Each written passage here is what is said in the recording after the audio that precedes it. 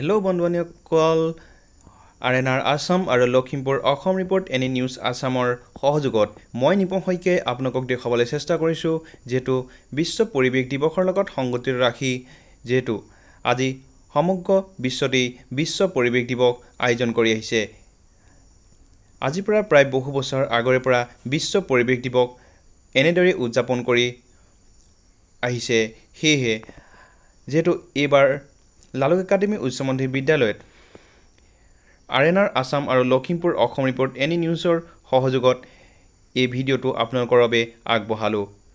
আৰু লগতে আপোনালোকক জনাব বিচাৰিছোঁ যেহেতু লালুক একাডেমী উচ্চ মাধ্যমিক বিদ্যালয়ত বিশ্ব পৰিৱেশ দিৱসৰ লগত সংগতি ৰাখি কেইটামান অনুষ্ঠান আয়োজন কৰা হৈছে সেই অনুষ্ঠানকেইটি আপোনালোকক দুইটা চেনেলৰ সংযোজনেৰে দেখুৱাবলৈ চেষ্টা কৰিম গছ থাকিলেহে মানুহ থাকিব এই স্লোগানেৰে আমি ৰাওনা হৈছিলোঁ আমাৰ লালুক একাডেমী উচ্চ মাধ্যমিক বিদ্যালয়ৰ পৰা লালুক চাৰিআলি হৈ পুনৰ আকৌ আমি লালুক একাডেমী উচ্চ মাধ্যমিক বিদ্যালয়ত লৈ আহি আমাৰ অনুষ্ঠানসমূহ আমি সকলোখিনি ভিডিঅ' দুইটা চেনেলৰ সহযোগত দেখুৱাবলৈ চেষ্টা কৰিম